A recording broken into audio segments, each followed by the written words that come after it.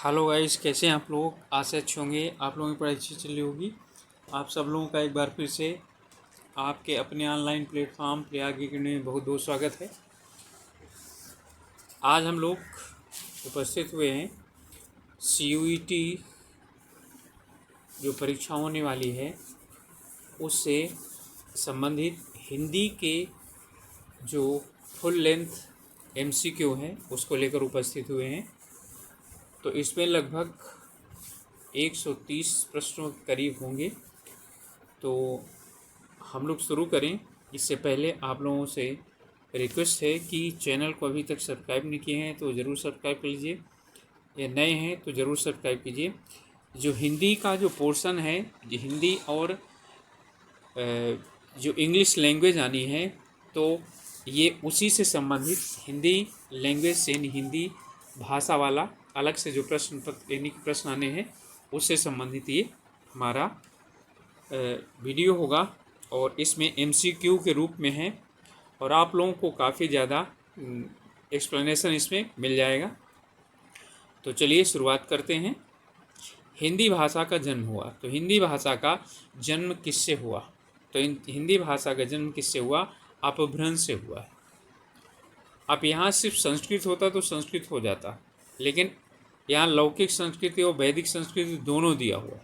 ठीक है, तो अपभ्रंश से हिंदी भाषा का उद्भव हुआ है। मूल संस्कृत से हुआ है और संस्कृत दो तरह की है, लौकिक और वैदिक संस्कृत।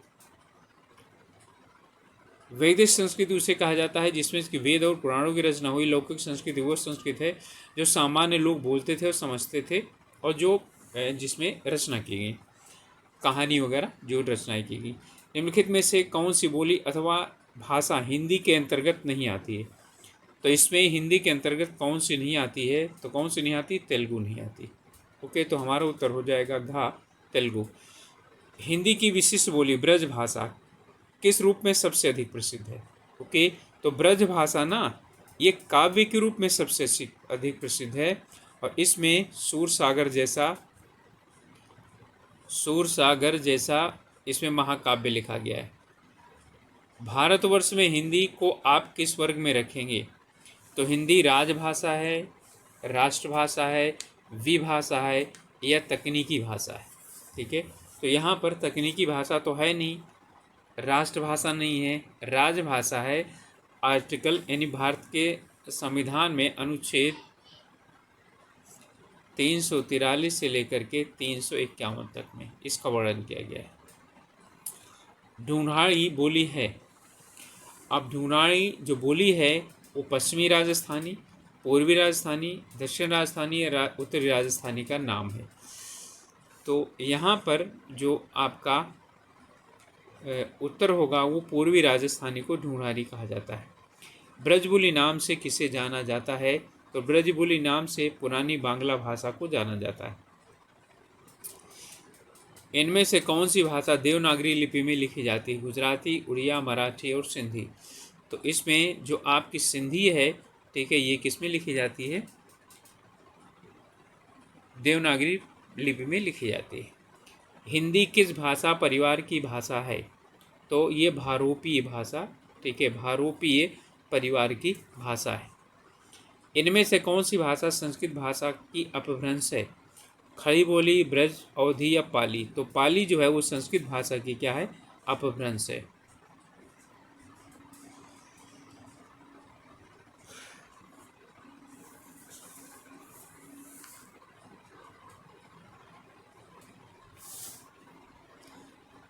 भाषाई आधार पर, ठीक है, सबसे पहले किस राज्य का गठन किया गया? तो भाषाई आधार पर सबसे पहले आंध्र प्रदेश राज्य का गठन किया गया था। कि किस तिथि को हिंदी को राजभाषा बनाने का निर्णय लिया गया? तो 14 सितंबर 1949। इसलिए 14 सितंबर को हिंदी दिवस के रूप में मनाया जाता है। हिंदी दिवस 26 जनवरी 1950 को तो लागू हो गया था कि 1955 ईस्वी में गठित प्रथम राजभाषा आयोग के अध्यक्ष थे। तो संविधान में कहा गया है कि हिंदी के विकास के लिए जो राष्ट्रपति हैं राजभाषा आयोग का गठन कर सकते हैं? कि तो सबसे पहला जो है वो कब गठित किया गया था? 1955 में गठित किया गया था। और उसके अध्यक्ष कौन थे? तो उसके जो अध्यक्ष थे वो बीजी खेर थे। कि इसके बाद भारतीय संविधान की 8वीं अनुसूची में शामिल भाषाओं की संख्या कितनी है? ठीक है, तो 8वीं अनुसूची में कुल कितनी भाषाएं हैं? 22 भाषाओं का सम्मिलन किया गया है। हिंदी दिवस कब मनाया जाता है? ऊपर इसको बता चुका हूँ। ठीक है, 14 सितंबर को हिंदी दिवस मनाया जाता है।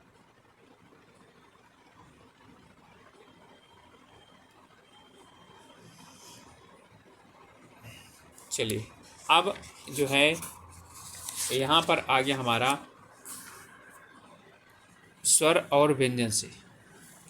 कह रहा है सामान्यतः व्यंजन कितने होते हैं? 30 हैं, 35 हैं, 40 या 45 हैं। ओके, तो जो व्यंजनों की सामान्यतः जो यानी संख्या है वो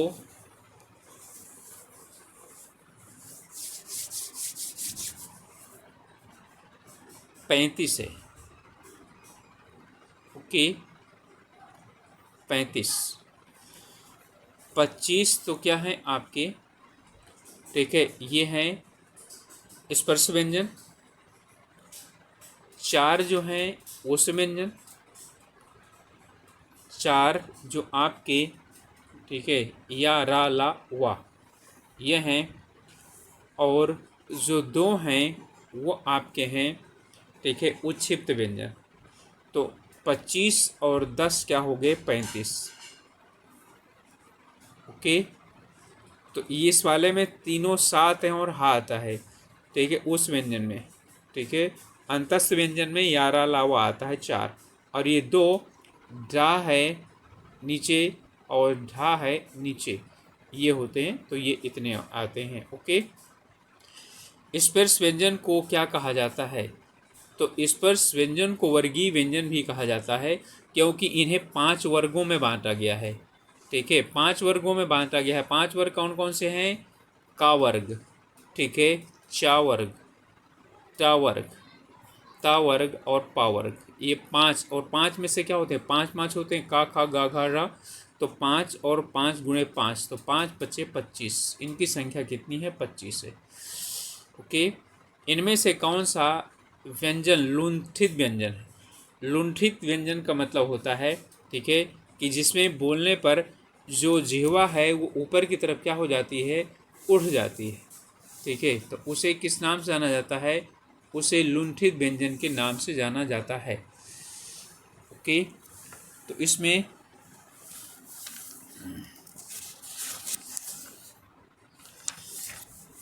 जो लुंठित व्यंजन है, ठीक है, वो हमारा है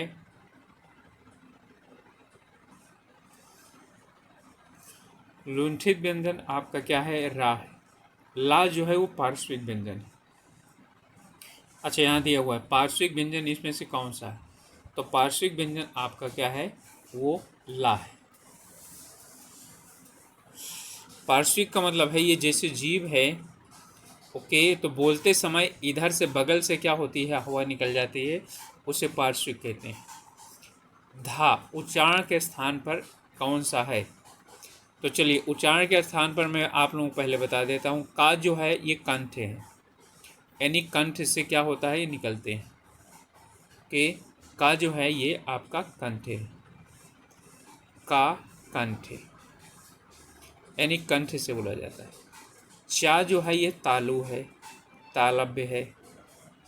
ओके, और इसके बाद टावर्ग जो है ये मूर्धन्य है। ओके, और फिर इसके बाद ता जो है आपका ये दंत है। और जो पावर्ग है ये आपका ओष्ठ है।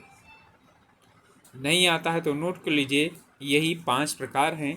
तो यहाँ पर धा की बात कर रहा है, तो ता था दाधा आता है ना, तो ता था दाधा किस में आएगा? दंत में आएगा। तो क्या हो गया? दंत हो गया। ओके, प्रत्येक वर्ग का दूसरा और चौथा व्यंजन क्या कहलाता है? तो प्रत्येक वर्ग का दूसरा और जो चौथा व्यंजन है वो क्या कहलाता है, वो महाप्राण कहलाता है। बाकी पहला और तीसरा और पांचवा अल्प प्राण होता है और दूसरा और चौथा महाप्राण होता है। कि इसमें क्या रहा है, निम्न में से कौन सा अघोष है, ठीक है, तो अघोष और सघोष, ठीक है, तो पहला और दूसरा अघोष, ठीक है, यहाँ पर गा और ता और जा और झा, ठीक है, यहाँ पर दिए गए हैं। ओके, तो इसमें हमारा जो ता है ये क्या हो जाएगा, ये अघोष हो जाएगा। तो मैंने बताया पहला और दूसरा अघोष और तीसरा चौथा पांचवा सघोष या घोष वर्ण होते हैं। तो पहला दूसरा का मतलब समझ में आया कि नहीं आया। का पहला है, खा दूसरा है, गा और घा और रा ये पहला, ये दूसरा, ये तीसरा, ये चौथा, ये पांचवा वर्ण है। ओके, अगला प्रश्न है शुद्ध वर्तनी। इसमें से हमको बतानी है कि इनमें से शुद्ध वर्तनी कौन सी है। ओके, तो यहाँ अन्वेषण लिखा हुआ है। ओके, और अन्वेषण को सही शब्द कैसे लिखा जाएगा, ठीक है, तो अन्वेषण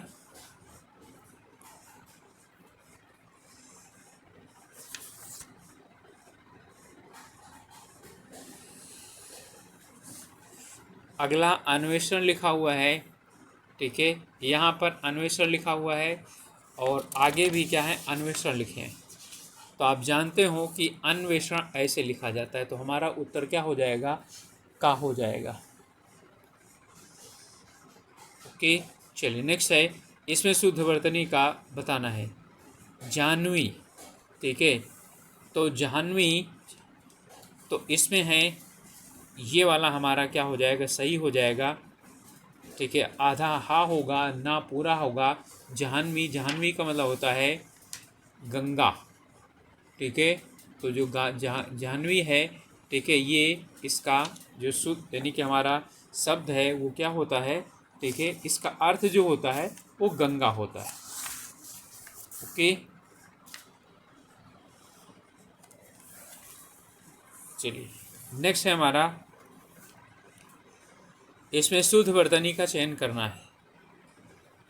तो इसमें हमारा जो दिया गया है, अधोपतन गलत है, अधिपतन गलत है, आधा पतन गलत है, आधा पतन सही है। ध्यान रखिएगा यहाँ संधि नहीं होगी, ठीक है, ये वाली संधि आधा पतन होकर के विसर्ग संधि होकर के अधोपतन नहीं आएगा।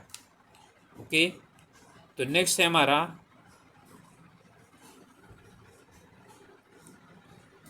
अगला क्वेश्चन है, इसमें वर्तनी को शुद्ध वर्तनी का चयन करना है। तो सृष्टि, ठीक है, तो सृष्टि कौन सी सही है, ये वाली सृष्टि सही है, ए वाली यानी का वाली। शुद्ध वर्तनी का चयन करना है, तो तहसीलदारी, ठीक है, तो तहसील है और उसमें क्या लगाना है, फिर दारी लगा दीजिए। ये तही लिखा हुआ है, ये तही लिखा हुआ है या तहसील लिखा हुआ है, ये सही है, तहसीलदारी। ओके, शुद्ध वर्तनी का इसमें से चयन करना है।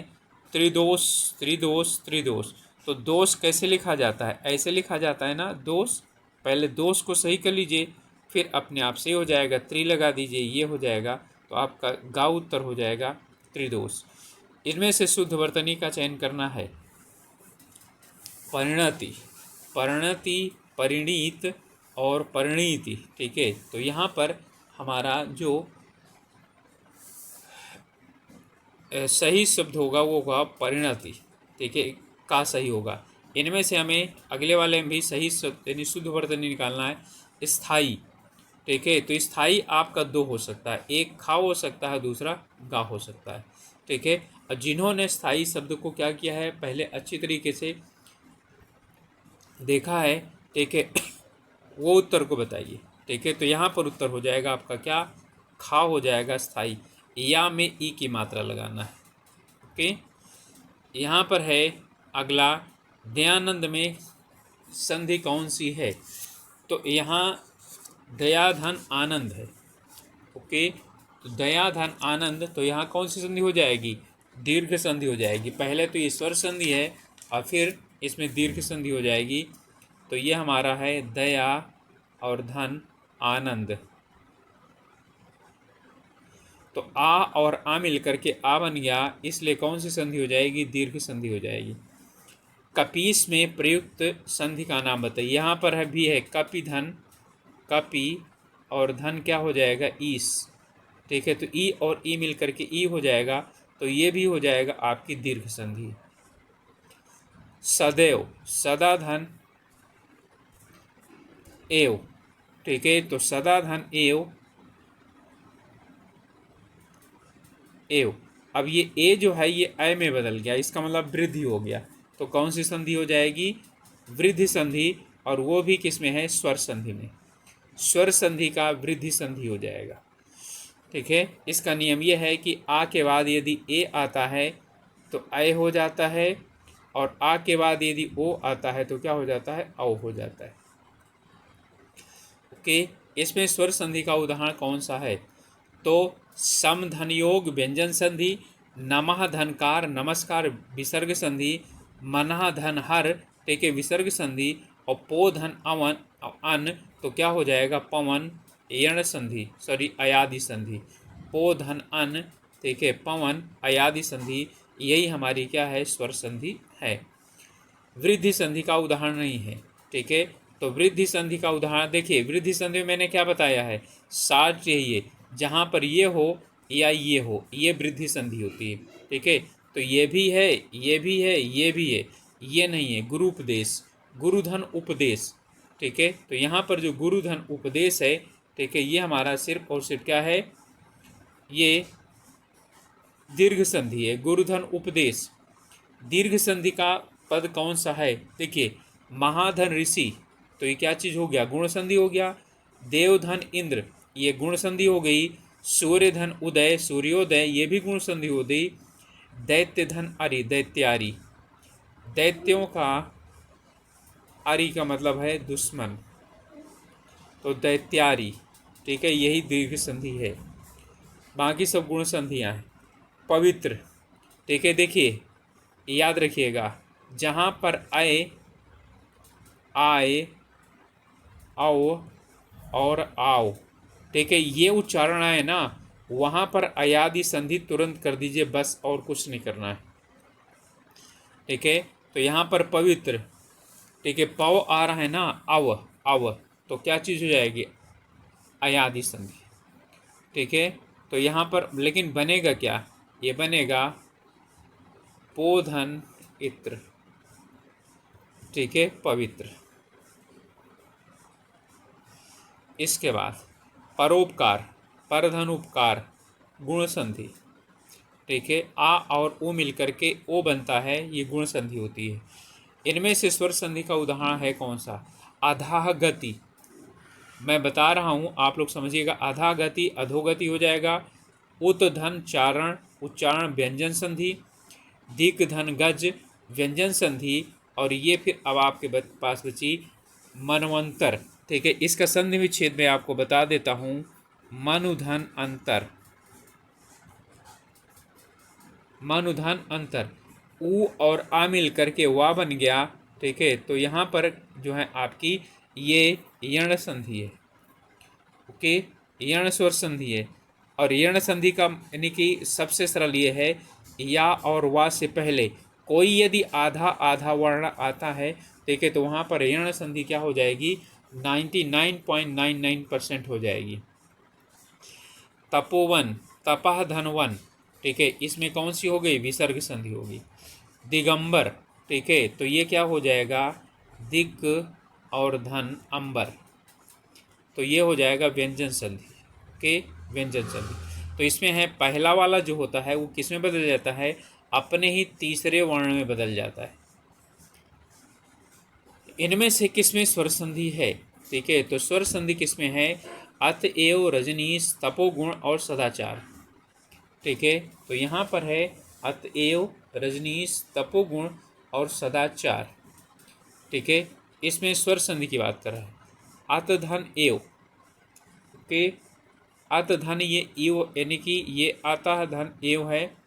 रजन सॉरी रजनीश, यहाँ पर है रजनी, रजनी का मतलब होता है रात, और धन ईस का मतलब देवता अर्थात चंद्रमा, इसी में आपकी दीर्घ संधि हो जाएगी, स्वर संधि।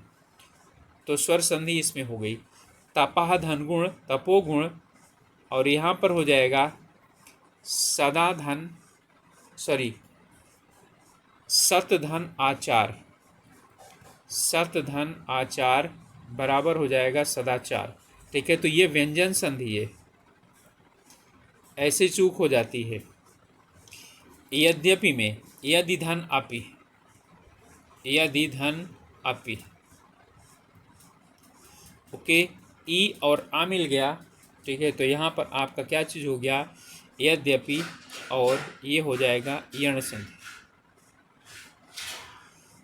ठीक है, ये लिखा हुआ है, मैंने अभी बताया था आपको, यद्यपि, या से पहले आधा दा है। ओके, यशोदा में कौन सी संधि है, तो इसमें है व्यंजन विसर्ग संधि, यशः धन दा, यशः धन दा, यशोदा। यदि इसके बाद यानी विसर्ग से पहले आ है और उसके बाद कोई सा भी वो वर्ण आता है तो उसकी जगह पर क्या हो जाता है, वो ओ हो जाता है। ठीक है, चंद्रोदय, चंद्रधन उदय। ठीक है, तो चंद्रधन उदय, और ये आपकी गुण संधि है। ओके, तो गुण संधि हो जाएगी। अभ्युदय, अभिधन उदय, या आया ना, या से पहले आधा है तो यण संधि आपकी है। अभिधन उदय, अभ्युदय। स्वर संधि के कितने भेद होते हैं, तो स्वर संधि के 5 भेद होते हैं। ओके, तो स्वर संधि के 5 भेद कौन सा, दीर्घ संधि, यण संधि, गुण संधि और वृद्धि संधि। ठीक है, और एक है आयादि संधि। ये 5 संधियाँ होती हैं स्वर की। महोदय में कौन सी संधि है, तो यहाँ पर है महाधन उदय, सॉरी महाधन उदय,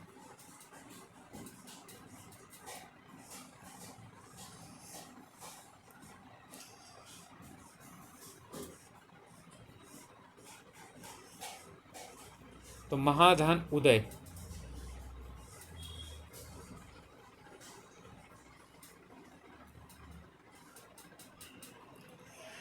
महाधन उदय, आ और ओ मिल करके क्या बन जाता है, ओ बन जाता है। ठीक है, ये गुण संधि है आपकी। ओके, इसके बाद यथार्थ में कौन सी संधि है। ठीक है, यथा धन अर्थ। ठीक है, तो कौन सी संधि हो गई, दीर्घ संधि हो गई। ओके, यथा धन अर्थ हो गया और यहाँ दीर्घ संधि हो गई। मतैक, मत धन ऐक्य। ठीक है, यहाँ आय आया ना, मैंने बताया था कि जब भी क्या चीज़ आए आपको क्या मिल जाए। ठीक है, यानी कि ये मिल जाए या तो ये मिल जाए। ठीक है, तो यहाँ पर वृद्धि संधि हो जाएगी। तो यहाँ पर अय की मात्रा है तो क्या हो जाएगा, वृद्धि संधि हो जाएगी। ओके, इनमें से बोल रहा है कि उपसर्ग का प्रयोग होता है। ठीक है, तो उपसर्ग का प्रयोग कहाँ पर होता है, शुरुआत में होता है, अंत में होता है। ठीक है, तो यहाँ पर उपसर्ग वे शब्द होते हैं, शब्दांश होते हैं जो शब्द के आदि में लगते हैं, यानी प्रारंभ में लगते हैं। तो उत्तर हमारा हो जाएगा का। जो धातु या शब्द के अंत में जुड़ जाता है उसे हम क्या बोलते हैं, उसे बोलते हैं, अंत में जुड़ता है तो उसे बोलते हैं प्रत्यय। और जो धातु में जुड़ता है उसे हम बोलते हैं कृत प्रत्यय, और जो कुछ दूसरे शब्दों के साथ जुड़ता है उसे बोलते हैं तद्धित प्रत्यय। प्रत्युत्पन्नमति में उपसर्ग कौन सा है, तो यहाँ पर है प्रत्युत्पन्नमति में, इसमें पूछ रहा है कि कौन सा है, तो यहाँ पर है प्रतिधन उत्पन्नमति। तो यहाँ पर क्या हो जाएगा, हमारा खा हो जाएगा उत्तर। निर्वासन में प्रत्यय है निर्वासित, तो इस इत प्रत्यय है। प्रत्यय का मतलब जो अंत में जुड़ता है, तो अंत में क्या उच्चारण आ रहा है, ई आ रहा है, तो निर्वासित, तो ई तो हो जाएगा। तो इत कहाँ है आपका, ये है। लेखक में कौन सा प्रत्यय लगा हुआ, लेख धन अक। ओके, तो आपका उत्तर हो जाएगा घा, लेखक। अनुज का स्त्रीवाचक बनाने के लिए आप किस प्रत्यय का प्रयोग करेंगे, तो आ का प्रयोग करेंगे, अनुजा। ठीक है, तो क्या प्रयोग करेंगे, आ के, तो प्रयोग करेंगे हम आ इसका मतलब हो जाएगा अनुजा। अनुजा का मतलब, अनुज का मतलब है छोटा भाई, अनुजा का मतलब है छोटी बहन। प्रतिकूल शब्द में कौन सा उपसर्ग है? तो प्रति है उपसर्ग, तो प्रति उपसर्ग। इनमें से कौन सा कृदंत प्रत्यय से बना हुआ है? कृदंत प्रत्यय का मतलब कृत प्रत्यय, ठीक है। रंगना, रंग ये है ना रंग, रंग में ईला लगा हुआ है, तो रंग में लगा है ना, इसे किस में लगना चाहिए? इसको लगा होना चाहिए, कृत का मतलब होता है क्रिया, तो क्रिया में लगा होना चाहिए। तो रंग तो क्रिया है नहीं, दुधारू तो दूध में आरू, ये भी नहीं होगा। कृपालु तो ये हो गया कृपा, और बिकाऊ तो बिकना, ठीक है, यानी कि बिग।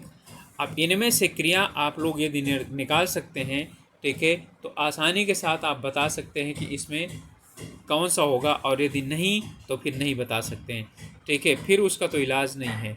तो बिकना जो है वो क्रिया होती है, तो बिकाऊ जो है वो हो जाएगा, ठीक है। और जो कृपा होता है वो भाववाचक संज्ञा होती है, ओके। इनमें से कौन सा शब्द समूह वाचक प्रत्यय नहीं है?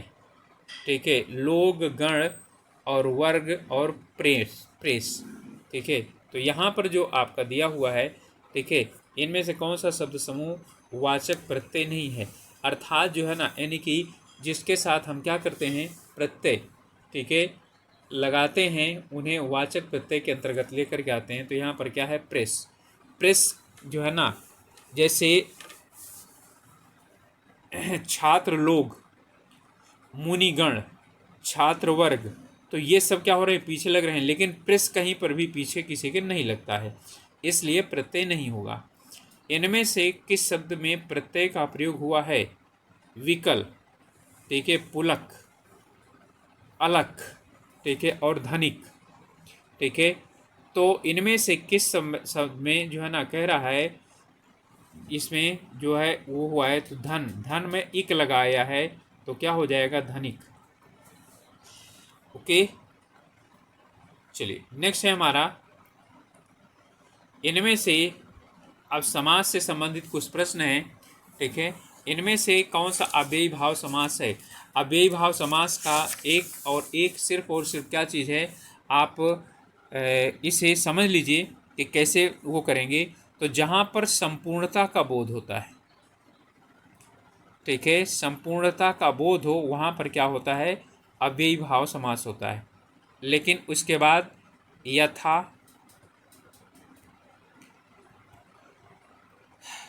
भर,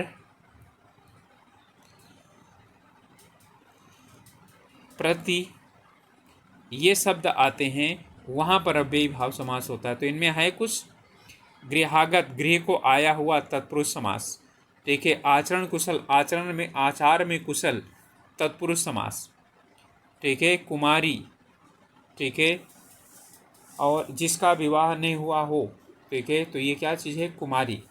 अब यहाँ पर आपका आया है ये, तो ये जो कुमारी है ना, ये आपका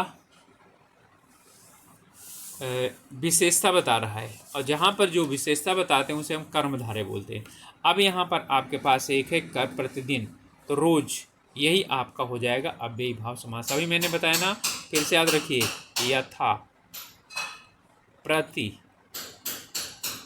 भर, और साथ में ये भी हो को संपूर्णता का बोध होता हो, आ और आचरण। इसमें कह रहा है कर्मधारय। कर्मधारय का मतलब है जिसमें विशेषण और विशेष्य का जो है ना भाव आता है, अर्थात विशेषता बताने वाले की बात आती है। चक्रपाणी, चक्र है जिसके हाथ में, अर्थात कौन, ठीक है, तो वो है कौन, विष्णु।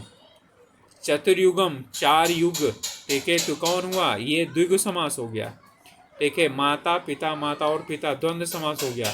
नीलोत्पल, नीला है उत्पल जो, अर्थात नीला वाला कमल, तो यही उत्तर हो जाएगा हमारा। जितेंद्रिय में कौन सा समास है? तो जितेंद्रिय में, ठीक है, यानी कि इंद्रियों को जिसने क्या कर लिया है, जीत लिया है, ठीक है, उसे बोलते हैं जितेंद्रिय।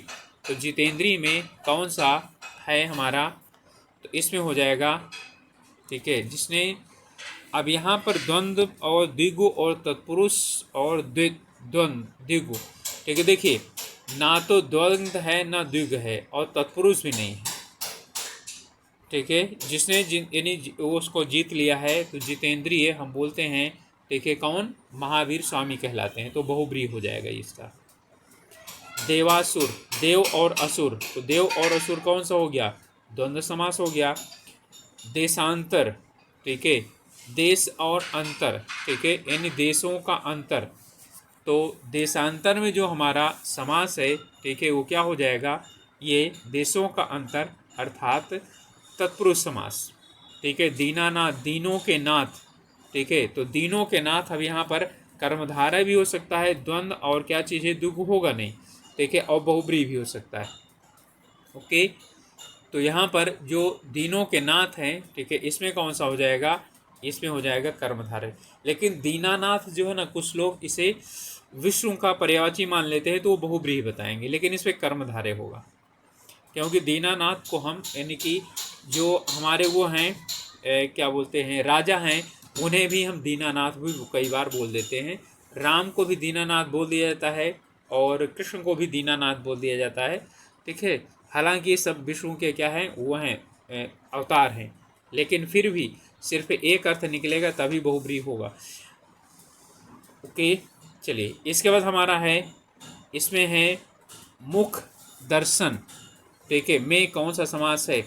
अब यहाँ पर जो इसके ऊपर जाएंगे, यानी कि ये जो चिन्ह लगा हुआ है वो गलत कर देंगे, द्वंद्व समास। मुख दर्शन का मतलब है मुख का दर्शन। ठीक है, तो यहाँ पर मुख दर्शन में जो है ना समास होगा वो तत्पुरुष समास होगा। मुख का दर्शन कौन सा बहुब्रीहि समास का सही उदाहरण है? निशिदिन, निशि और दिन। निशि का मतलब रात, दिन का मतलब है दिन। ठीक है, तो ये द्वंद्व समास हो जाएगा। पंचानन, ठीक है, ये द्विगु समास हो जाएगा। पुरुष सिंह, पुरुष के यानी सिंह के समान पुरुष, कर्मधारय। अब बचा त्रिभुवन। ठीक है, तो यहाँ पर हमारा क्या हो जाएगा? इसमें त्रिभुवन में जो है वो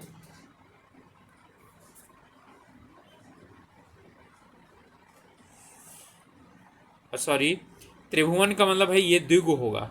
अब यानी कि यहाँ पर हमें पंचानन और त्रिभुवन में दो में निकला है, तो हमें क्या करना पड़ेगा? पंचानन ही लेना पड़ेगा। ठीक है, 5 हैं आनंद जिसके। ठीक है, तो हमें पंचानन लेना पड़ेगा यहाँ पर, यानी कि बहुब्रीहि समास है। निशाचर, निशा में चरण करने वाला। ठीक है, तो क्या हो जाएगा? निशाचर, निशा का मतलब है रात्रि। ठीक है, तो निशा में जो चरण है यानी चलने वाला, ठीक है, उसे अब यहाँ पर बहुत से लोग इसको क्या कहेंगे? इसे कर्मधारय बोलेंगे, और कुछ लोग क्या कहेंगे? उसे बहुब्रीहि बोलेंगे।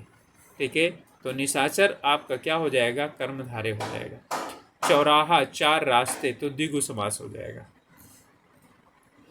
दसमुख में से कौन सा समास है? तो दसमुख में है बहुब्रीहि समास। दसमुख का मतलब है 10 हैं मुख जिसके, अर्थात रावण। स्त्रीत्व में कौन सी संज्ञा है? ओके, तो स्त्रीत्व जो है ना, इसमें संज्ञा कौन सी है? तो हम लोग इसमें देखते हैं कि जो ये एक गुण बताता है। ठीक है, यानी जिसमें क्या हो? स्त्री उचित गुण हो, स्त्रीयोचित गुण हो, उसे हम क्या बोलते हैं? स्त्रीत्व बोलते हैं। ठीक है, तो इसमें जो हमारा होगा ये भाववाचक संज्ञा होगा, क्योंकि स्त्रीत्व जो गुण है वो दिखाई नहीं पड़ता है। जाति नहीं, स्त्री जो है ना जाति है। ठीक है, व्यक्तिवाचक नहीं है क्योंकि ये किसी का नाम नहीं है। द्रव्यवाचक तो है नहीं, द्रव्यवाचक वही होता है जिसे मापा तौला जा सकता है। ठीक है, मापा तौला जा सकता है, उसे हम बोलते हैं द्रव्यवाचक। ओके, भारतीय शब्द जो है ना बहुवचन है। ठीक है, भारतीय का जो बहुवचन शब्द है, ठीक है, वो आपका है भारतीयों। ठीक है, भारतीयों। सूर्य शब्द का स्त्रीलिंग क्या होगा? तो सूर्य शब्द का जो स्त्रीलिंग होगा सूर्या होगा। ठीक है, सूर्या। इनमें से कौन सा शब्द संज्ञा है? क्रुद्ध, क्रोध, क्रोधी और क्या चीज़ है? क्रोधित।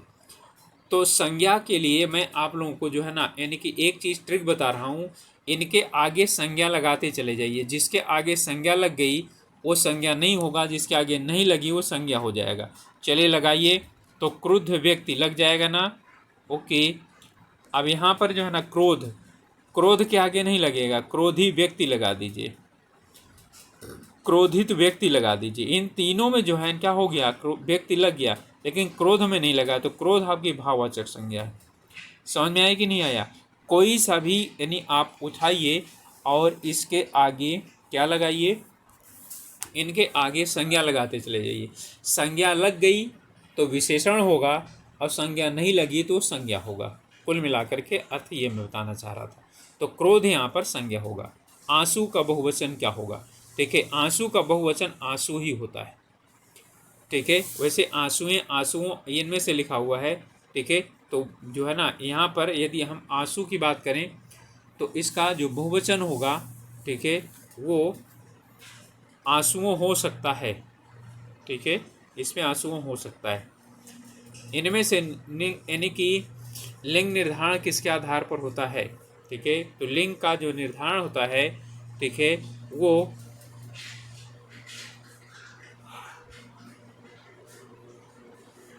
संज्ञा के आधार पर होता है। ठीक है, क्योंकि संज्ञा का ही लिंग और वचन होता है। इनमें से भाववाचक संज्ञा कौन सी है? तो भाववाचक संज्ञा, ठीक है, शत्रु, वीर, मनुष्य और गुरु। शत्रु को देख सकते हैं आप, मनुष्य को भी देख सकते हैं, गुरु को भी देख सकते हैं, लेकिन जो है ना किसी को भी नहीं कह सकते हैं क्या चीज़ है, ये वीर है। ओके, तो हम इसमें से यानी कि लेंगे, सॉरी, वीर जो है ना, वीर ये संज्ञा नहीं है, वीर व्यक्ति ये संज्ञा है ही नहीं है। ठीक है, शत्रुता है। ठीक है, शत्रुता जो है ये भाववाचक संज्ञा है। इसे मैंने सिर्फ शत्रु देख लिया था, तो ये शत्रुता जो है ना ये भाववाचक संज्ञा है। इनमें से कौन सा यानी कि शब्दों में से, इसमें से इन शब्दों में से स्त्रीलिंग शब्दों का चयन करना है। अपराध पुल्लिंग है, अध्याय पुल्लिंग है, स्थापना स्वदेश। ठीक है, यानी स्वदेश भी क्या है, पुल्लिंग है। स्थापना हुई, स्थापना हुई, तो यही हमारा क्या हो जाएगा कि स्त्रीलिंग हो जाएगा। नेत्री शब्द का जो पुल्लिंग होगा वो होगा नेता। कारक के कितने भेद होते हैं? तो हिंदी में कारक के 8 भेद होते हैं। कि चलिए, इसमें अब शब्द विलोम आ गया है, तो इनमें विलोम शब्द बताना है। इसमें सभी जितने भी दिए गए हैं, जो जो आते हैं आएंगे आपके उसमें पेपर में, पूरा का पूरा पेपर इसमें कवर किया गया है। स्थावर का विलोम क्या होता है? तो स्थावर का विलोम होता है जंगम। ठीक है, गरिमा का विलोम क्या होता है?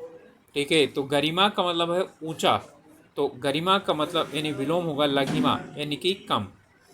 अल्पज्ञ का मतलब, अल्प का मतलब जहाँ पर अल्प लगा हो तो उसके आगे बहु लगा दीजिए, बहु। ठीक है, विलोम हो जाएगा।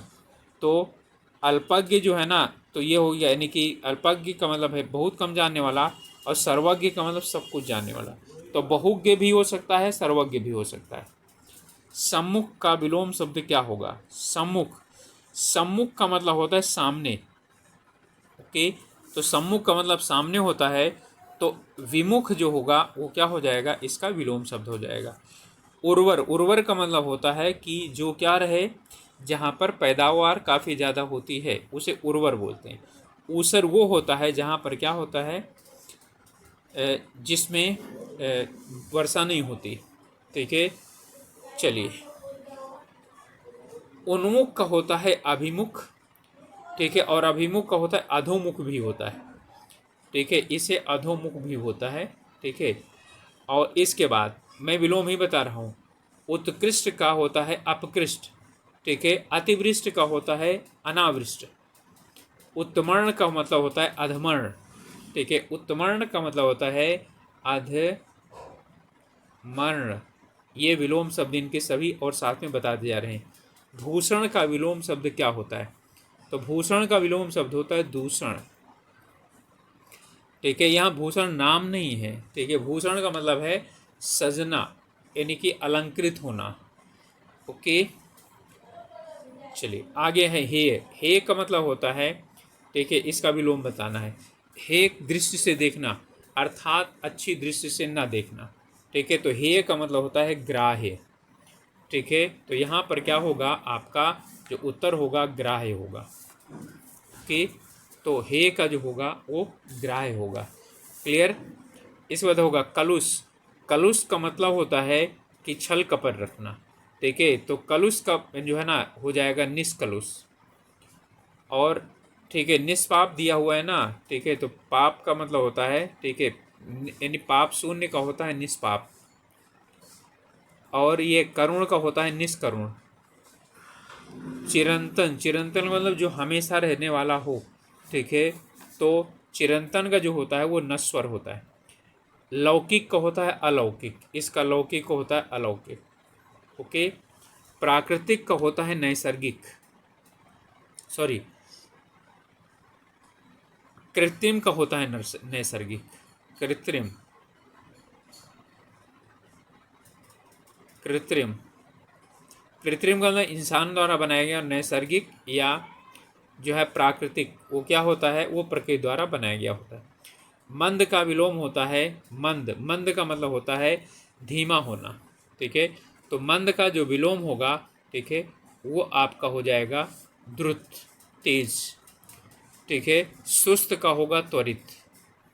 शीघ्र होगा, ठीक है, यानी कि शीघ्र का होगा देर।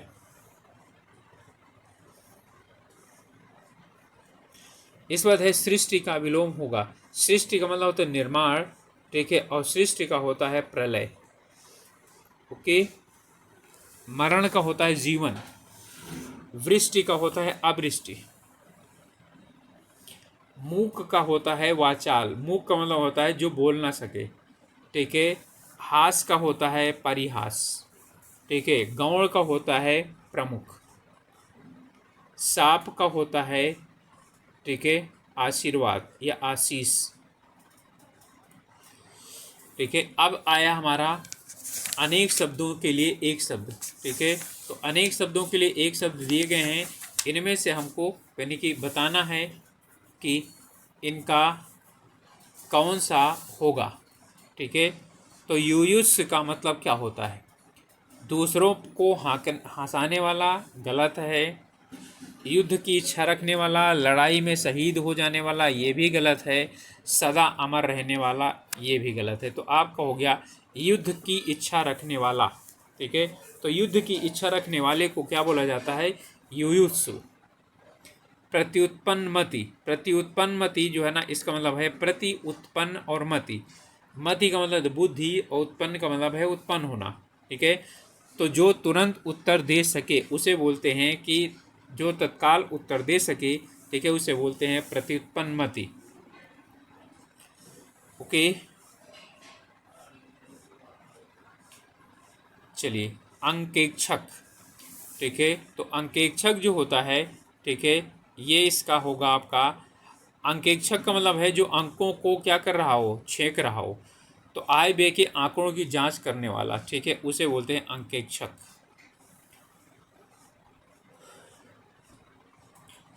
अगला है हमारा जिजीविषा। ठीक है, जिजीविषा यानी कि जीवन की इच्छा रखना।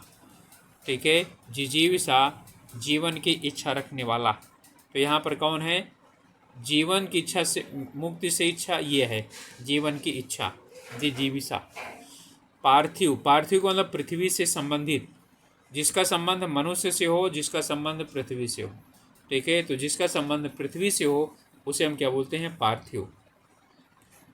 जिसका संबंध ईश्वर से हो, ईश्वरीय। जिसका संबंध प्रथा से होता है वो प्राथमिक। ठीक है, यायावर, यायावर का मतलब है इधर उधर जो है ना घूमने वाला, निरुद्देश घूमने वाला। जिसको जीवन का कोई निश्चित उद्देश्य ना हो, किसी वस्तु का अकस्मात प्राप्त करने वाला हो, ये गलत है। एक स्थान पर टिक कर न रहने वाला हो, इधर उधर निरुद्देश घूमने वाला। तो आपका क्या हो जाएगा, घा उत्तर हो जाएगा।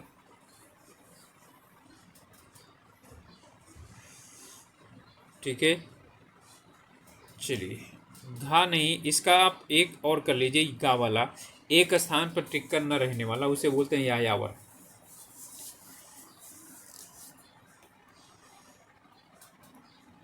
पृष्ठव्य। ओके, तो पृष्ठव्य का जो उत्तर होता है वो पूछने योग्य होता है। ठीक है, तो इसका क्या हो जाएगा, हमारा का उत्तर हो जाएगा पूछने योग्य। अब यहाँ पर कुछ मुहावरे दिए गए हैं और इन मुहावरों का हमको अर्थ निकालना है। ठीक है, तो यहाँ पर जो यानी कि दिए गए हैं इसमें कह रहा है लाल पीला होना। तो लाल पीला होना का मतलब है, ठीक है, क्या चीज़ हो जाना, कि गुस्सा हो जाना, यानी क्रोध करना। ठीक है, तो लाल पीला होना ये हो गया यानी कि क्रोधित होना। नेक्स्ट है सिर हथेली पर रखना का अर्थ होता है यानी कि जानबूझ करके मुसीबत मोल लेना, मरने के लिए तैयार रहना। ठीक है, तो उत्तर हो जाएगा हमारा गा, मरने के लिए तैयार रहना। जुबान पर लगाम ना होना, इसका मतलब अनावश्यक बोलना। ठीक है, तो अनावश्यक स्पष्टवादी होना। स्पष्टवादी होना अच्छा है, लेकिन अनावश्यक स्पष्टवादी होना उतना अच्छा नहीं है। ओके, चलिए नेक्स्ट है टस से मस न होना, यानी कि जरा सा भी इधर उधर न हिलना। ठीक है, तो यहाँ पर अनुनय विनय से न पसीजना, ये हो जाएगा। टांग अड़ाना, टांग अड़ाना का मतलब रोड़ा अड़ाना, यानी कि जो है अवरोध पैदा करना। तो क्या हो जाएगा, इसका हो जाएगा अवरोध पैदा करना। ओके, मुंह का निवाला, तो मुंह का निवाला का जो अर्थ होता है, ठीक है, वो होता है बहुत आसान काम। अगर मगर करना यानी टाल मटोल करना। ठीक है, तो बहाने बनाना, तो क्या हो जाएगा, बहाने बनाना। अग्नि परीक्षा देना, तो अग्नि परीक्षा देने का जो अर्थ होता है, ठीक है, वो है कठिन परिस्थितियों में पड़ना। छाती पर मूंग दलना, इसका जो अर्थ है, ठीक है, इसका मतलब है पास रह करके दुख देना। ठीक है, तो हमारा हो जाएगा घा, पास रहकर दुख देना। सफ़ेद झूठ का अर्थ होता है, ठीक है, यानी कि यहाँ पर क्या दिया हुआ है, सच दिया हुआ है।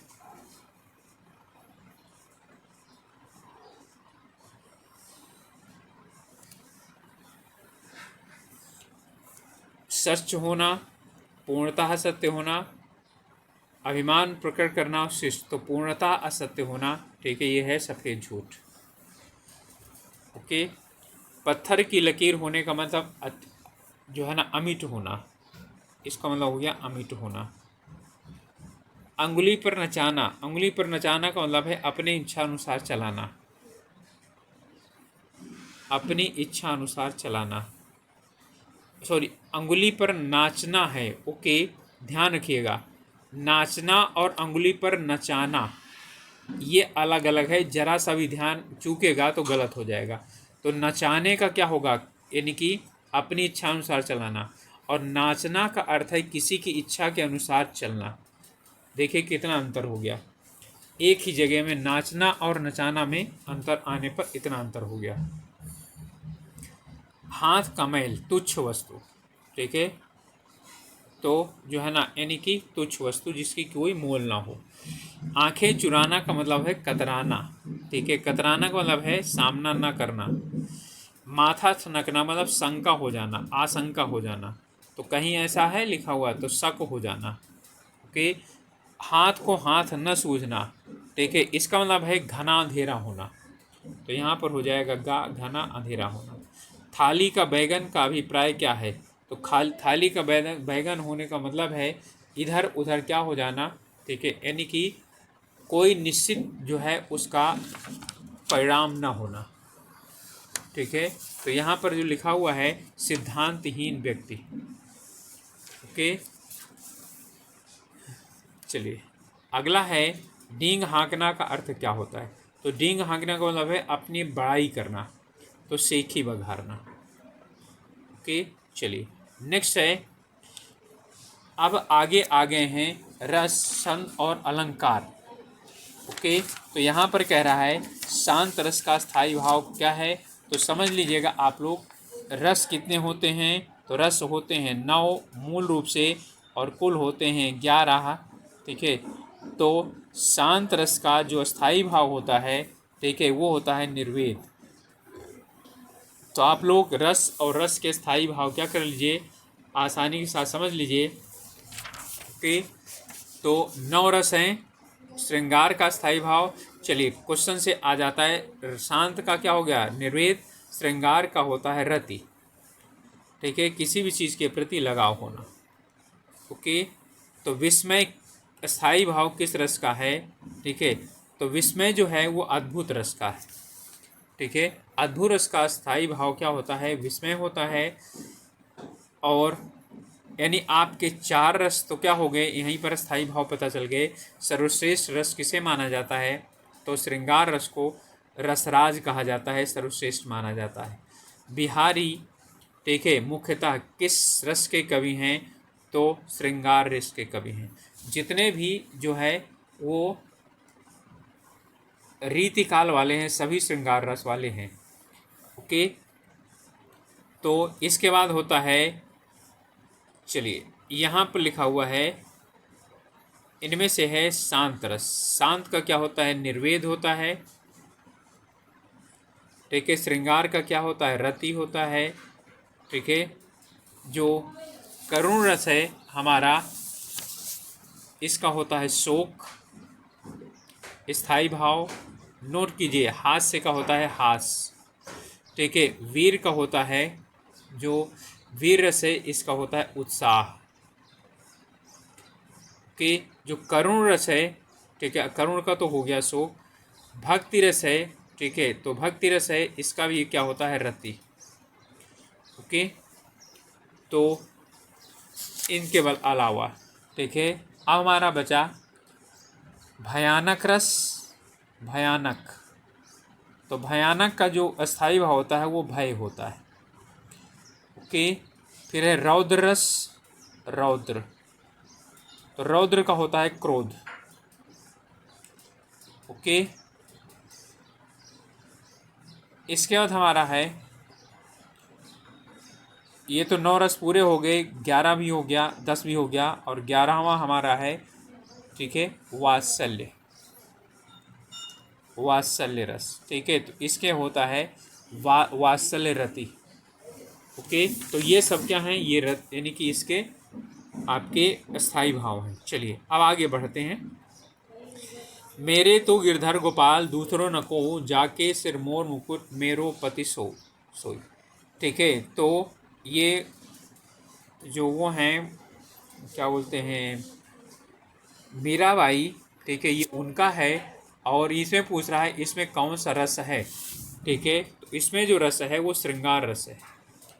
ओके, और यदि श्रृंगार न हो तो फिर क्या हो जाएगा, ये फिर हो जाएगा शांत रस या तो भक्ति रस, लेकिन यहाँ पर इस श्रृंगार रस ही है। मेरो पति सोई, शोभित कर नवनीत लिए, यानी कि कृष्ण की शोभा, हाथ में जब वो माखन लिए हुए, नवनीत का मतलब होता है मक्खन। घुटुरन चलत रे नूतन मंडित, मुख दधि लेप किए। ठीक है, घुटनों के बाद चल रहे हैं, ठीक है, और उनका जो मुख है उसमें दूध यानी दही का लेप लगा हुआ है। इनमें कौन सा है? ठीक है, अब यहाँ पर क्या है, यहाँ पर जो आपका वो है, क्या बोलते हैं, वर्णन है, वो छोटे बच्चे का है। तो जब छोटे बच्चे का होता है तो वहाँ पर वात्सल्य होता है। कहीं पर भी छोटे बच्चे का वर्णन आए वहाँ पर वात्सल्य होगा। ओके, रस कितने प्रकार के होते हैं? तो रस 9 होते हैं। ओके, वीर रस का स्थायी भाव क्या है? तो वीर रस का स्थायी भाव क्या है? उत्साह है। रौद्र का है क्रोध। ओके, वाक्यम रसात्मक काव्यम, ठीक है, ये जो है ये किसका कथन है? ठीक है, तो ये आचार्य विश्वनाथ का कथन है। किस रस को रसराज कहा जाता है? अभी ऊपर मैंने बताया श्रृंगार रस को रसराज कहा जाता है। विभत्स रस का स्थायी भाव क्या होगा? तो विभत्स रस का होगा, ओके, ऊपर नहीं बताया था, जुगुप्सा होगा इसका। विभत्स का मतलब होता है कि कोई भी ऐसी घटना जिसे आप दोबारा ना देखना चाहें उसे बोलते हैं विभत्स रस। ठीक है, तो विभत्स रस का मतलब होता है, इसका होता है जुगुप्सा। ओके, संचारी भाव की कुल संख्या कितनी है? ठीक है, तो संचारी भाव की संख्या कई बार क्वेश्चन पूछा गया, बहुत इंपॉर्टेंट क्वेश्चन है। ठीक है, तो यहाँ पर जो संचारी भाव हैं उनकी जो संख्या है वो कितनी है? 33 है। नोट करिए, 33 है संचारी भाव। रौद्र रस का स्थायी भाव क्या है? रौद्र रस का स्थायी भाव क्या है? तो रौद्र रस का स्थायी भाव क्या है? तो उत्साह नहीं है, उत्साह तो वीर का है। विस्मय किसका है? भयानक का है। ठीक है, और यहाँ पर सॉरी भय भयानक का है, और विस्मय किसका है? अब इसका बचा क्या चीज़ है? क्रोध। ठीक है, अभी मैंने जो विस्मय बताया वो अद्भुत का है। ठीक है, तो इसका हो जाएगा क्रोध। करुण रस का स्थायी भाव क्या है? तो करुण रस का स्थायी भाव है शोक। ठीक है, रति श्रृंगार का है, हास्य हास का है, और उत्साह वीर का है। अद्भुत रस का स्थायी भाव क्या है? तो अद्भुत रस का स्थायी भाव है विस्मय। ठीक है, ओके। क्रोध किसका है? ये है रौद्र का। ठीक है, उत्साह वीर का। जुगुप्सा, ठीक है, किसका है? तो जुगुप्सा मैंने अभी बताया कि आप यानी कोई ऐसा जो वो है क्या बोलते हैं, घटना है जिसकी तरफ ना देखना चाहें, तो उसे बोलते हैं विभत्स। ओके। मेरी भवबाधा रो राधा नागरी सोई, जा तन की झाई परे श्याम हरित दूत होई। ठीक है, इसमें कौन सा रस है? ठीक है, तो यहाँ पर जो रस है वो आपका है भक्ति रस, और ये जो है ना किसका है? ये बिहारी का ही है। ओके, चलिए नेक्स्ट है, पुनि पुनि मुनि उगसही अकुलाही। ओके, पुनि पुनि मुनि उगसही अकुलाही, देख दशा हर जन मुस्काही। इसमें कौन सा रस है? पूरी बात मैं आप लोग बता दे रहा हूँ। जो है ना, जब नारद जी को मोह हो गया और वहाँ पर गए और जो है ना विष्णु भगवान के पास जाकर बोले कि मैं यानी कि मुझे अपना रूप, हरि मुझे अपना रूप दे दीजिए। उन्होंने बोला एवं मस्तु, हरि का रूप दे दिया। हरि का मतलब क्या होता है? हरि का मतलब हरि यानी विष्णु भी होता है, हरि का मतलब बंदर भी होता है, और हरि का मतलब हरा भी होता है। ठीक है, और हरि का मतलब शेर भी होता है। तो उन्होंने बंदर को रूप दे दिया उनको। ठीक है, तो यानी कि जिधर बैठी हुई हैं और वो हर तरफ आ रही है। ठीक है, उनकी तरफ नहीं देख रही है वो राजकुमारी। ठीक है, क्योंकि उनको बंदर का रूप दिया गया है। ठीक है, तो यहाँ पर कौन सा हो जाएगा? यहाँ पर हास्य रस हो जाएगा। ओके। सुर नर असुर गंधर्व किन्नर आदि कोई भी कहीं, कल शाम तक मुझसे जयद्रथ को बचा सकता नहीं। यहाँ पर क्या है? अर्जुन का क्रोध है।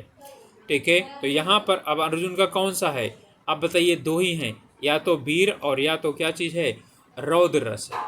ठीक है, तो यहाँ पर कौन सा हो जाएगा? तो यहाँ होगा रौद्र, वीर नहीं। ठीक है, रौद्र, क्योंकि क्रोध है। ठीक है, तो इसमें वीर रस का होता है उत्साह। ओके, हाय, अब हाय आया ना, तो इसका मतलब क्या चीज़ हो गया? ठीक है, अब यहाँ पर समस्या आ गई है। ठीक है, या और यहाँ समस्या ये चीज़ आ गई है कि ये किसका है। ठीक है, तो हाय जो है यहाँ पर दिया हुआ है, इसमें सब मिथ्या बात, आज तो सौरभ का मधुमास शिविर में भरता सुनी सांस। ठीक है, अब यहाँ पर किस्सा है, यहाँ पर कौन सा रस है? क्या यहाँ पर वियोग श्रृंगार है? नहीं। यहाँ वात्सल्य है? नहीं। ठीक है, वीर रस है? नहीं। यहाँ पर कौन सा है? भयानक रस है। ठीक है, यानी सभी मिथ्या बात यानी हैं, और मधुबास जो है ना वो क्या हो रहा है? ठीक है, इस समय आहें वो खुद भर रहा है। ओके, चलिए नेक्स्ट है,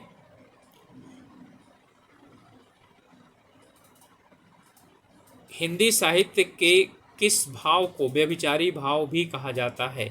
ठीक है, तो यहाँ पर जो दिया गया है, संचारी भाव को ही व्यभिचारी भाव भी कहा जाता है। ठीक है, तो संचारी भाव को व्यभिचारी भाव कहा जाता है। ओके, चलिए नेक्स्ट है हमारा, अब यहाँ पर आ गया छंद। रस से, छंद से और अलंकार से यहाँ पर क्या होते हैं? क्वेश्चन पूछे जाते हैं। ओके,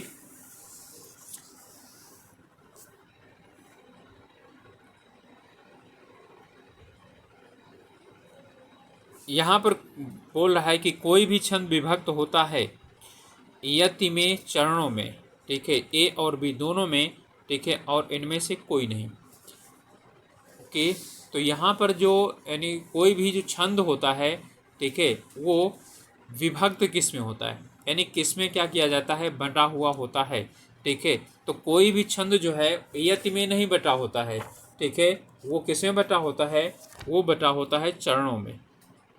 ठीक है, तो उत्तर हमारा क्या हो जाएगा, इसमें उत्तर होगा बी, चरणों में। ओके, चलिए नेक्स्ट है हमारा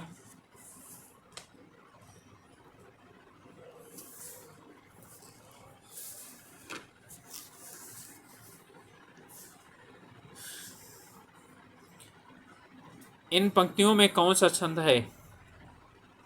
झिल्ली झनकाएं पिक, पिक का मतलब होता है कोयल, चातक पुकारें बन, और मोरिन गुटाएं उठाए, और जुगुन चमकी चमकी। ओके, देखिए यहाँ पर जो है ना, यानी कि आपका यदि यहाँ पर अंत वाला मिलता तो आप देखते कि दोहा हो सकता है, लेकिन यहाँ पर ऐसा कुछ दिया नहीं है। ठीक है, तो मालिनी, घनाक्षरी, गीतिका और मदाक्रांता। ठीक है, इनमें से हमको क्या करना है, इनका एक जो है ना चुनना है। तो यहाँ पर है ये घनाक्षरी है। ओके, तो घनाक्षरी जो यानी कि छंद है वो हमारा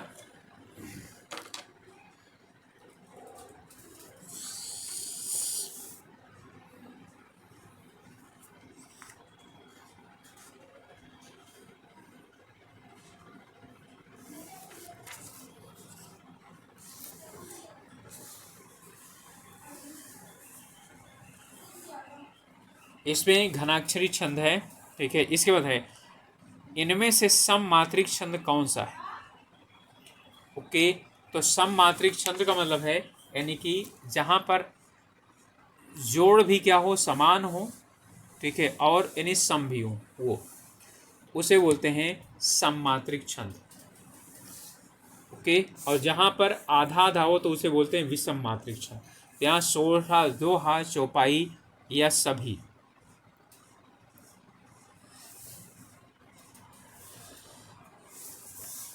तो इनमें हमारा चौपाई है, 16 और 16 मात्रा के बाद क्या होता है, यति आती है। ठीक है, तो यहाँ हमारा हो जाएगा चौपाई सममात्रिक छंद। दोहा और सोहा दोनों अर्ध सममात्रिक छंद हैं।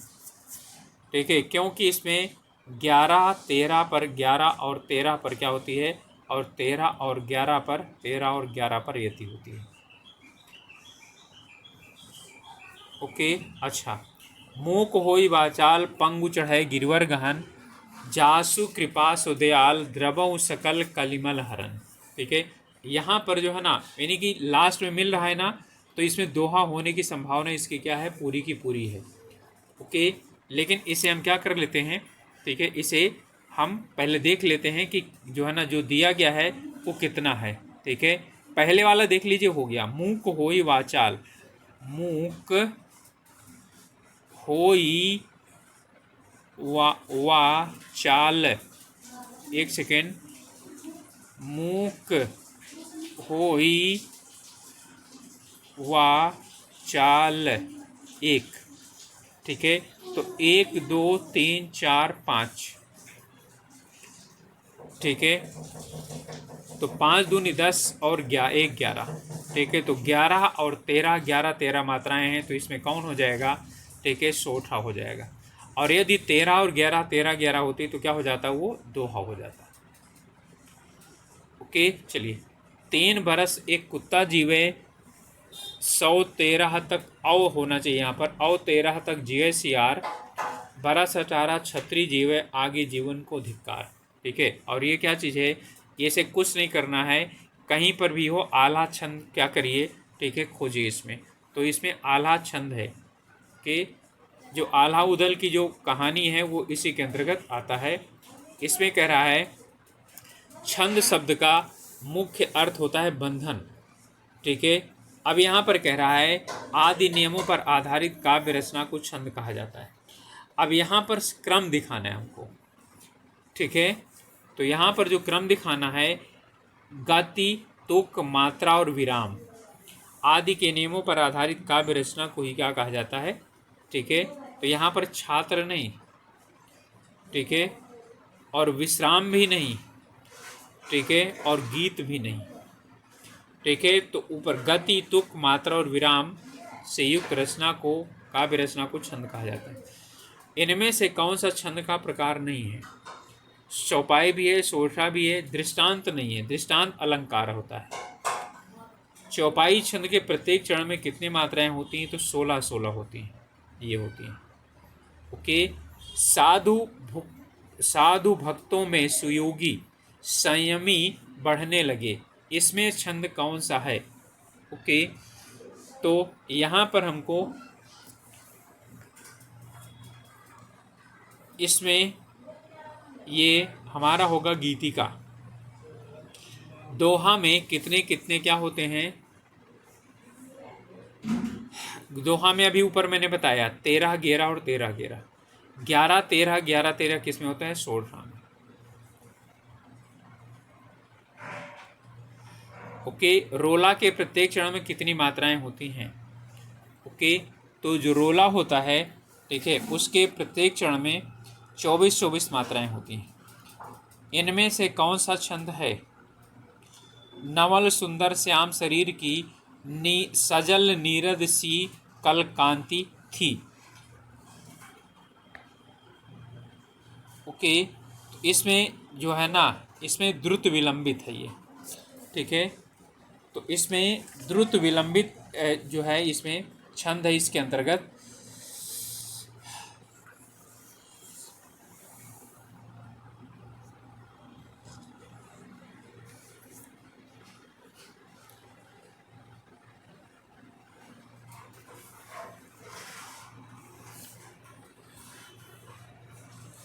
चलिए अगला प्रश्न है,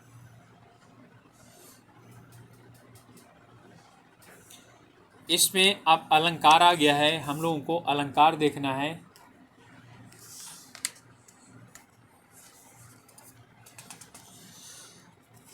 बड़े न हूजे गुणन बिनु बिरद बड़ाई पाए, कहत धतूरो सो कनक गहनो गढ़ो न जाए। ठीक है। इसमें कौन सी जो है, कौन सा अलंकार है? ठीक है। तो यहाँ पर जो अलंकार, इनमें से हमको खोजना है। देखिए यहाँ पर जो है ना कनक शब्द आया है, ठीक है। पहले इसका अर्थ आप लोग समझ लीजिए, उसके बाद तब आप लोगों को इसका अच्छी तरीके से यानी कि अलंकार आप निकाल सकते हैं। इसमें कह रहा है बड़े होने से कुछ नहीं होता, जिसका क्या ना हो, ठीक है, यानी कि कर्म बड़ा ना हो, ठीक है। और जो है ना, यानी कि धतूरे को भी कनक कहा जाता है, लेकिन उसका गहना यानी उससे जेवर नहीं बनाए जाते हैं, ठीक है। तो यहाँ पर ये दिया हुआ है, ठीक है। तो यहाँ पर क्या है, यहाँ पर अर्थान्यास है, ठीक है। अतिशयोक्त देखिए जहाँ पर बहुत बढ़ा चढ़ा कर कहा जाए, प्रतिउस यानी प्रतिवस्तुत्मा, जहाँ उपमा दी जाए, विरोधाभास जहाँ पर क्या हो, ठीक है, विरोध का आभास हो रहा हो, वहाँ विरोधाभास होता है, ठीक है। तो यहाँ पर यदि वैसे भी देखें तो इन किसी में नहीं आता है। चरण कमल बंदो हरिराई, ठीक है, चरण रूपी कमल की वंदना करता हूँ, तो यहाँ पर कौन हो जाएगा? रूपक अलंकार हो जाएगा।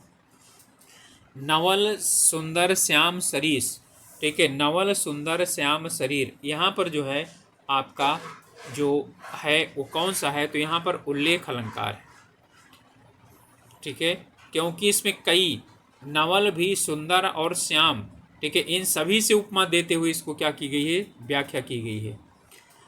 अब अली रही गुलाब में, अपत कटीली डार में, इनमें से कौन सा क्या है? अलंकार बोल रहे हैं कि इसमें से कौन सा अलंकार है? और ये बहुत कम मिलता है, और इसे आप लोग अच्छी तरीके से देख लीजिए, ठीक है। इसमें अन्योक्ति है, ठीक है, यहाँ पर अन्योक्ति अलंकार है, ठीक है। और एक और भी है, नहीं पराग नहीं मधुर मधुर नहीं विकास इकाल, अली कली ही सो बध्यो आगे कौन हवाल, उसमें भी क्या है? उसमें भी अन्योक्ति है। संदेशनी मधुवन कूप भरे, अब यहाँ पर क्या है? आपका अतिशयोक्ति है। रूपक का मतलब है रूप, रूपी लगे। वक्रोक्ति का मतलब है उल्टा कहा जाए। अन्योक्ति का मतलब है कुछ दूसरा कहा जाए। अतिशयोक्ति का मतलब बढ़ा चढ़ा कर कहा जाए, ठीक है। तो संदेशों से क्या हो रहे हैं? कुएं भरे हुए हैं, तो संदेशों से कुएं नहीं भरते ना, तो अतिशयोक्ति हो जाएगा उत्तर हमारा घा। रहीमन जो गति दीप की कुल कपीत कपूत की सोय, बारे उजियारे करे बढ़े अंधेरों होए। ठीक है, तो यहाँ पर जो हमारा होगा वो श्लेष अलंकार होगा। ठीक है, यहाँ पर बढ़े और अंधेरे यहाँ पर इसका आता है। ठीक है, बारे और बढ़े ये इसके दो दो अर्थ हैं। बारे का मतलब है जलाना और बारे का मतलब क्या चीज़ होना। ठीक है, यानी कि पैदा होना। और बढ़े का मतलब होता है बुझाना और बढ़े का मतलब होता है बड़ा होना। ठीक है, तो यहाँ श्लेष अलंकार है कि जहाँ बिना कारण के कार्य होना पाया जाता है वहाँ पर होता है विभावना अलंकार। ठीक है, बिनु पग चले सुने बिनु काना बिन कर कर्म करे विधि नाना आनंद रहित सगल रसभोगी बिन वाणी बक्ता बड़ जोगी। ठीक है, ये है इसका उदाहरण।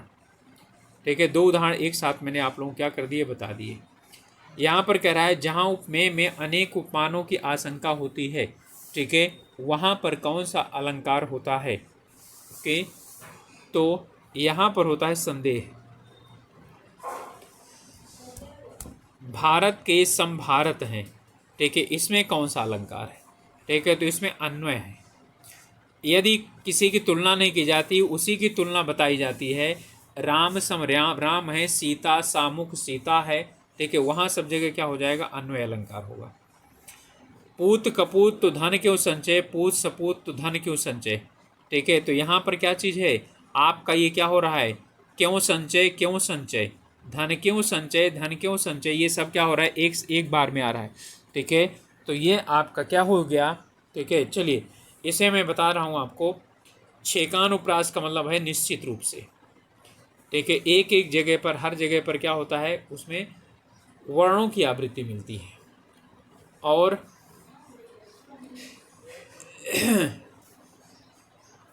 लाटानुप्रास में क्या होता है यानी कि शब्द वही सेम रहते हैं लेकिन अर्थ बदल जाता है। यदि पुत्र अच्छा यानी कुपुत्र हुआ तो धन संचय की करने की यानी मत करो। क्यों, क्योंकि वो फूंक देगा।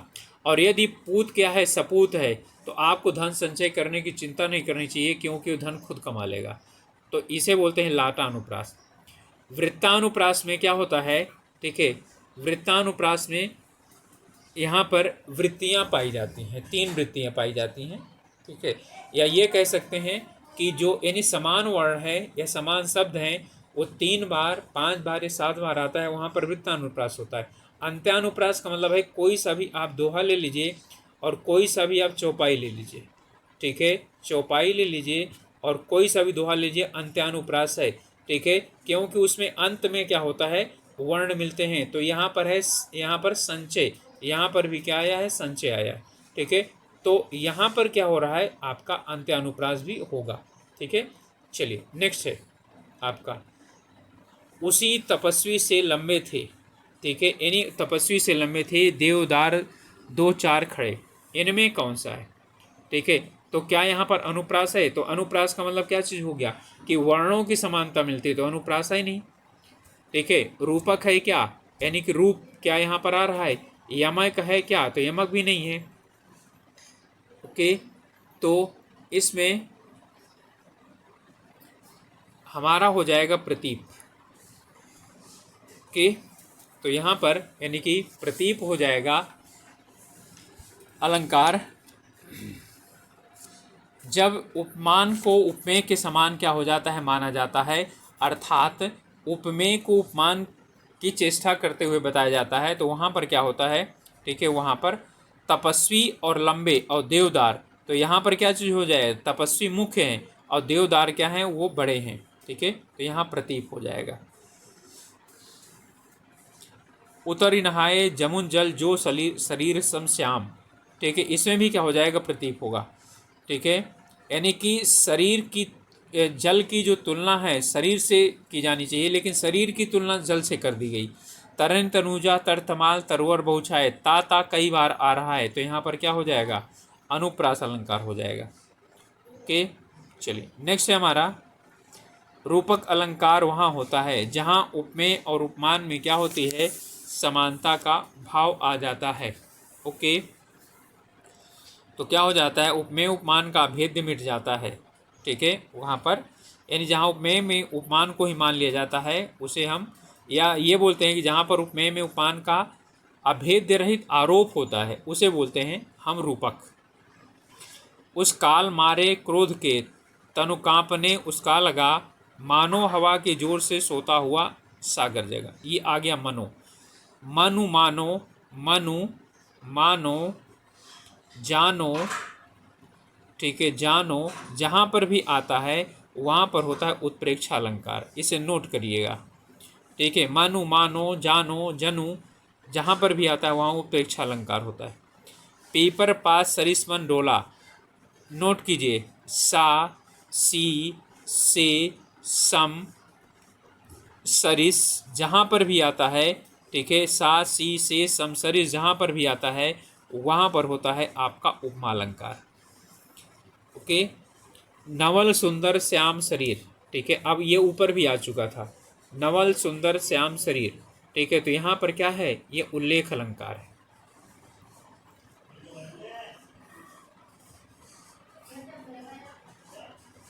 संदेशन मधुबन कूप भरे, ठीक है, क्या है, अतिशयोक्ति। संदेशों से कुएं नहीं भरे जाते हैं, बहुत बढ़ा चढ़ाकर प्रस्तुत किया गया है। इनमें से चलिए अब हमारा आ गया है, ठीक है, वाक्यों से संबंधित। तो इनमें से संयुक्त वाक्यों को क्या करना है, पहचानना है। अब याद रखिएगा, जहाँ पर एक ही क्रिया हो, एक क्रिया, वहाँ क्या होता है, एक ही क्रिया होती है, वहाँ पर होता है सरल वाक्य, ठीक है। और तथा, इसलिए आदि से जो जुड़ा होता है उसे बोलते हैं संयुक्त, ठीक है। कि, यदि, तो, चूंकि, इसलिए आदि जहाँ पर आता है वहाँ पर होता है कौन सा, मिश्र। तो यहाँ पर कह रहा है संयुक्त वाक्य का चयन कीजिए, जो परिश्रम करता है वही आगे बढ़ता है। चलिए नोट कीजिए, मिश्र है, जो और सो, मैं पढ़ता हूँ और वह गाता है, यही आपका क्या हो गया, संयुक्त वाक्य हो गया। परिश्रमी व्यक्ति ही सफलता प्राप्त करता है, ये सरल वाक्य है। क्या मेरे बिना वह पढ़ नहीं सकता है, ठीक है, तो यह भी क्या है, आपका सरल वाक्य है। इनमें से अकर्मक क्रिया किसमें है, अकर्मक क्रिया जानने के लिए आप क्या करिए, क्रिया से पहले क्या लगाइए, नोट कीजिए, क्रिया से पहले क्या लगा करके और आप जो है ना प्रश्नवाचक वाक्य बनाइए। कुछ उत्तर मिलता है तो सकर्मक, उत्तर नहीं मिलता तो अकर्मक। चलिए ट्राई करते हैं। गेहूँ पिस रहा है, ठीक है, वैसे यहाँ पर गेहूँ तो जो है ना यानी पिस रहा है, इसमें अब मैं बालक को जगवाता हूँ, ठीक है, जगवाता हूँ आता है यहाँ पर, तो ये क्या हो जाएगा, अकर्मक क्रिया हो, जो है ना, यानी कि बालक को, किसको, बालक को, ठीक है। अब इसको, अब मेरे मदन गोपाल को हंसा रहा है, ठीक है, तो यहाँ पर भी क्या चीज़ है आपका, इसमें यानी कि मदन गोपाल को हंसा रहा है, तो यहाँ पर भी क्या है, कर्म है।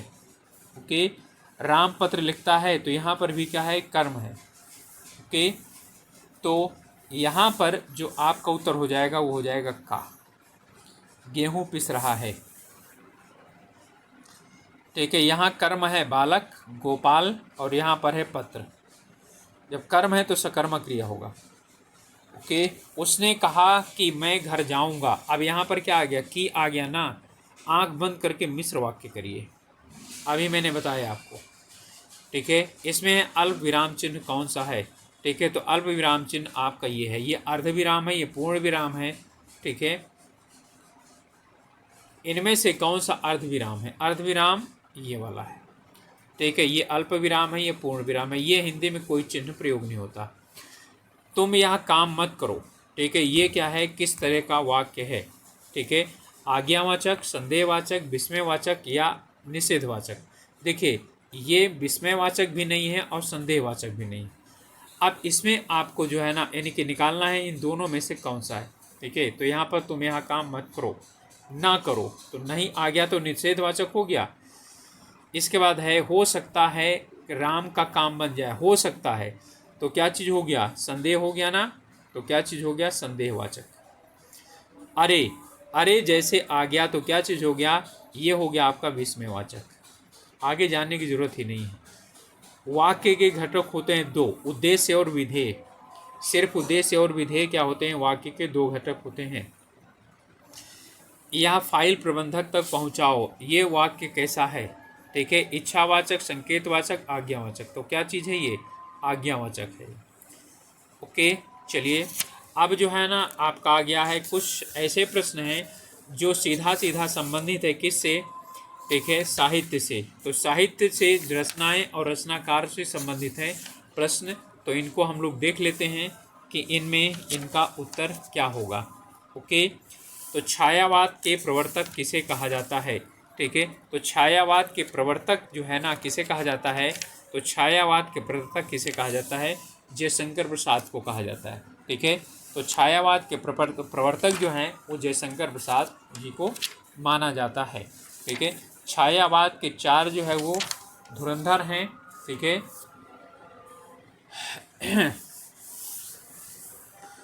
ओके, तो चार धुरंधर हैं, कौन कौन सा?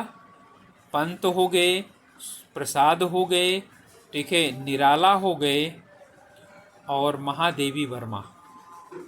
महादेवी वर्मा, देवी वर्मा, इनको बोला जाता है क्या चीज़? छायावाद के चार स्तंभ, चार स्तंभ कहा जाता है। ओके, चलिए नहीं मालूम है तो नोट कीजिएगा इसको। भारत भारती के लेखक कौन हैं? ठीक है, तो भारत भारती के जो लेखक हैं वो हैं, ओके, यहाँ पर इन्होंने जो है ना दो जगह गागा दे दिया है, ये खा दे दिया है, गा होना चाहिए। ये मैथिली शरण गुप्त हैं इसके, भारत भारती के रचयिता। प्रेम सागर, ठीक है, तो प्रेम सागर के जो रचयिता हैं, ठीक है, वो कौन हैं?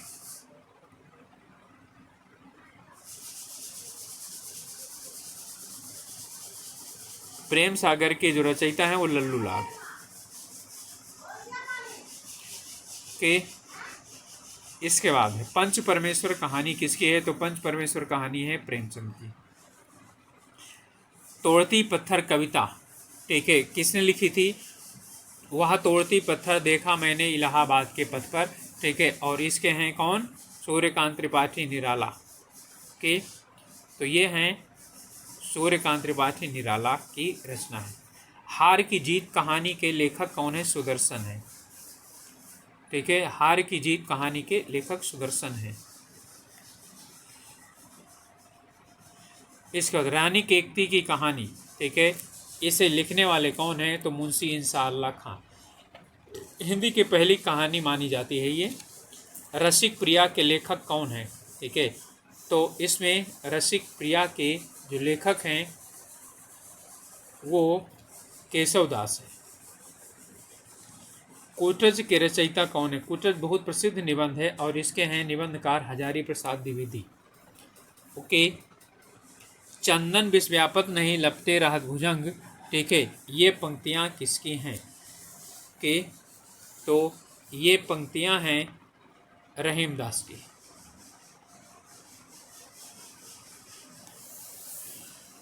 ओके, चलिए नेक्स्ट है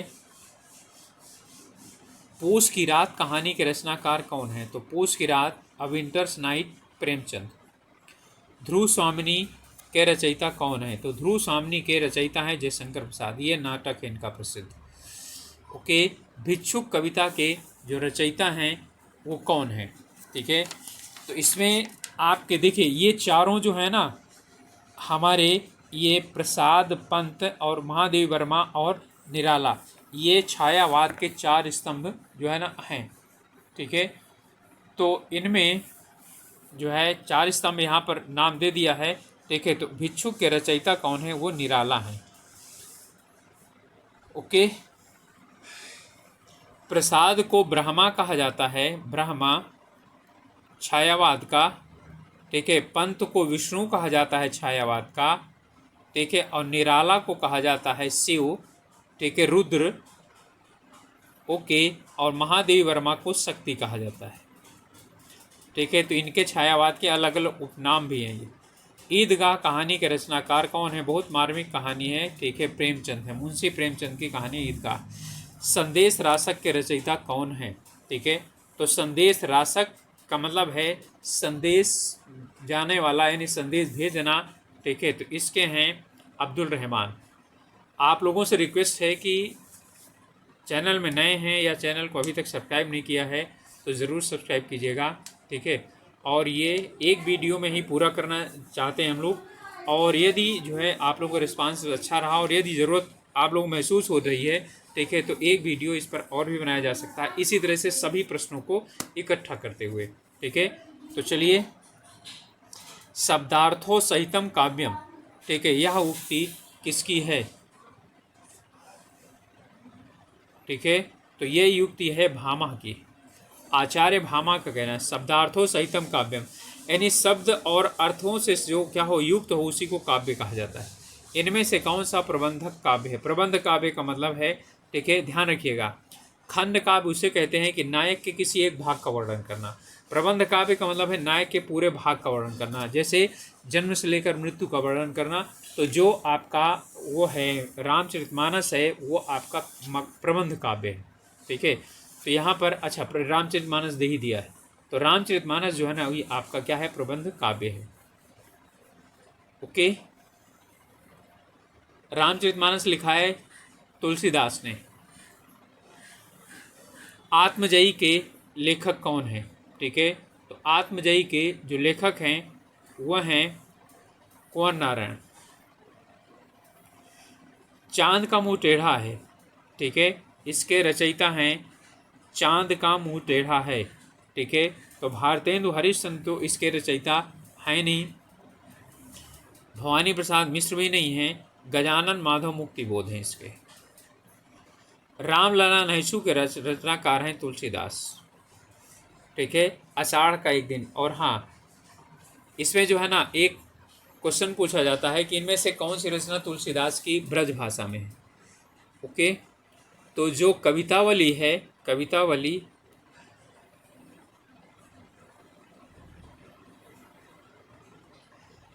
ठीक है, जिसमें क्या चीज़ आता है, ये ई की मात्रा आती है, वो सभी क्या है? ब्रज में है। ठीक है, और जिसमें ई की मात्रा नहीं आती, ठीक है, उसमें क्या होता है? वो है अवधी भाषा में लिखी हुई। ट्रिक मैंने आपको बता दिया। आषाढ़ का एक दिन के रचयिता कौन है? ठीक है, तो ये है मोहन राकेश का आषाढ़ का एक दिन। चीप की दावत, ठीक है, यानी चीप की दावत जो कहानी है, ठीक है, इसके जो लेखक हैं, ठीक है, तो चीप की दावत के हैं।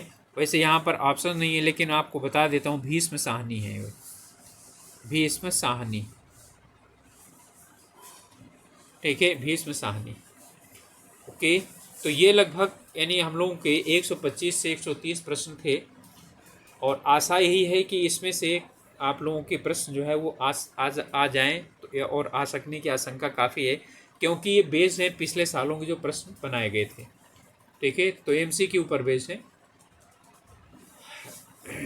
इसके बाद एक कोशिश करेंगे कि इंग्लिश का भी इसी तरह का एक क्वेश्चन पेपर आप लोगों के सामने सभी पूरा मिल करके और वो हो जाए। फिर उसके बाद सब्जेक्ट सहित भी हैं। सब्जेक्ट में कुछ ऐसे सब्जेक्ट हैं, कोई विशेष सब्जेक्ट हो तो आप लोग बता सकते हैं कि इस सब्जेक्ट पर बनाना है, अन्यथा तो सोशलॉजी पर और होम साइंस पर, हिस्ट्री पर, इस पर जो है ना आपको पॉलिटी पर बना दिया जाएगा।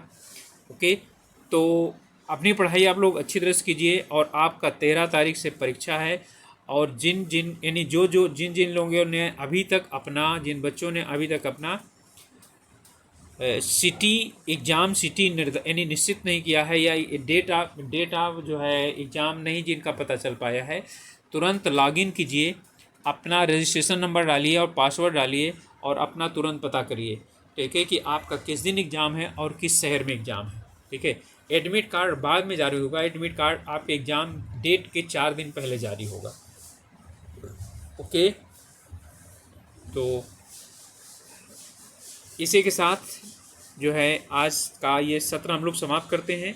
मिलेंगे अगले वीडियो में, तब तक के लिए ऑल द बेस्ट।